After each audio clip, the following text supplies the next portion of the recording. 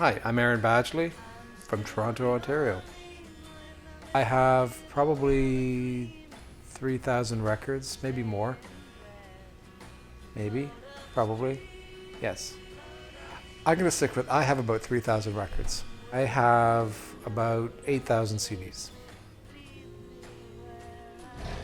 They're all kind of important to me. I guess for me, the album is Revolver, because it just means a lot to me.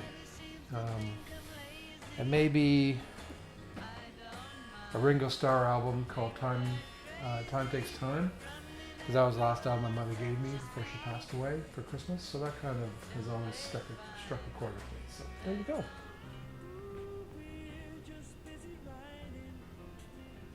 The first album I ever bought was Ram by Paul McCartney, well, Paul and Linda McCartney. It was the summer of '71, and I got birthday money from my Uncle Joe. I had had albums given to me as gifts prior to that, but that was the first album I actually paid for. For me, one of the greatest, besides having kids and all that, getting a record that's sealed, getting it home, cracking it open, and listening to it. And I remember Ram still does, had a gatefold sleeve, gatefold meaning it opened up, and I just studied those pictures, and I listened to the sounds on that album. I would listen to that album maybe 6 or 7 times a day until I got to school.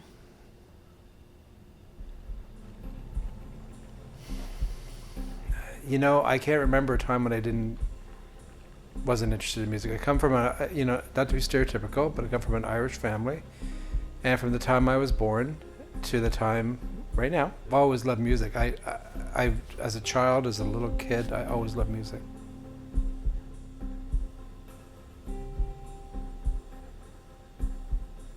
Well, I grew up in a small town. We had, at the time, one record store called Wilson and Lee. It was in Oshawa. I grew up in Whitby, neighboring towns. But Toronto had Sam the record man. And it was a huge record store, or at least to a 10-year-old kid, it was huge. And I was very close to my brother, and he loved music. And he would take me to Sam the record man. And he didn't have any money. I grew up very poor. We didn't have money, but he would always have money to buy records. So he would take me to Sam's, and I'd pick out 2 or 3 singles. And that's when I started, and Toronto to me, and then of course the concerts. I went to a ton of concerts in Toronto growing up as a teenager, as a young man. I used to go with my brothers, and then I would go with my friends. So Toronto for me became a place where I'd go to see live music. And I was a student in Toronto, and then I lived here. I still do. I would go to shows, a lot of concerts, So, and also gave me the opportunity to buy those great imports and rare pressings, and really dig deep into the music scene. So yeah, moving to Toronto was opening up a whole new world to me, because Whitby at the time was 8,000 people. But it's funny because I went to the same venues my mom went to, right? Like we would talk about these venues like St. Charles Tavern and the Monarch and all these things. She went to them, So you can't possibly go to any of the landmarks that I went to. They're all pretty well gone. You can't go to the Almacombe, you can't go to the Brunswick House, you can't go to the places that I visited when I was your age. They're literally gone. But when I was 20, I could go to the places that my mother had gone to, which was kind of cool, because it felt historical. Not historical, but it just felt part of the city,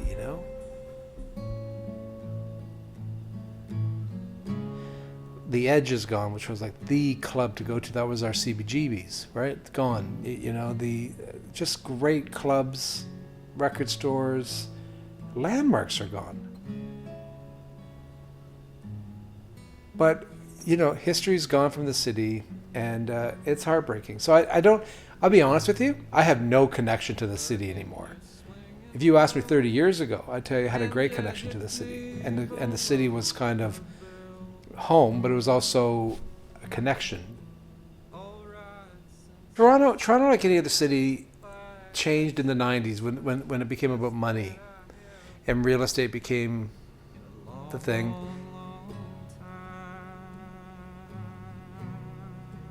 Well, it's not the city that I knew. Toronto exists primarily in my head because that's where I used to go. So why would I go downtown these days?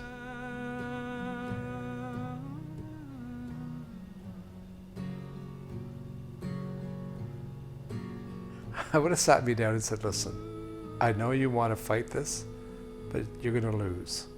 So just go with it and find pleasure in the changes, whatever that may be. Because a lot of energy was spent on trying to change things and try to keep things the way they were, which is pointless because they have no power. The lake hasn't changed. The lake's still there. The shoreline's changed, but the lake's still there. And so you just find things like that you can kind of, utilize in the shitstorm of change that's around you. When you see your favorite places torn down so they can build yet another tower, and you're like, well, it's just sad, right? So I would have said to my former self, look, or younger self, my younger self, that no anger, it's not going to change it. So figure a way out, bud. Or you might want to move before it happens.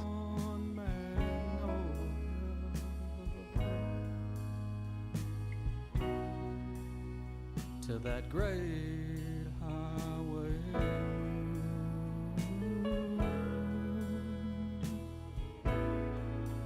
no one has to be that strong, but if you're stubborn like me, I know what you're trying to be. Hold on, Magnolia.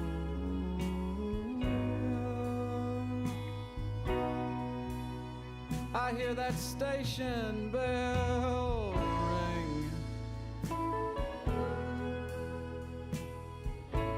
You might be holding the last light I see before the dark finally gets a hold of me.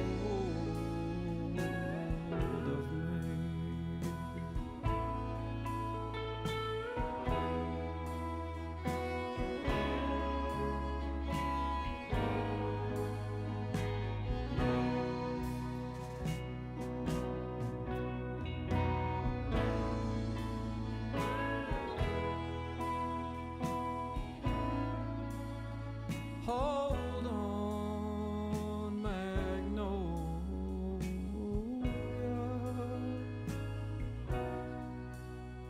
I know what a true friend you've been in my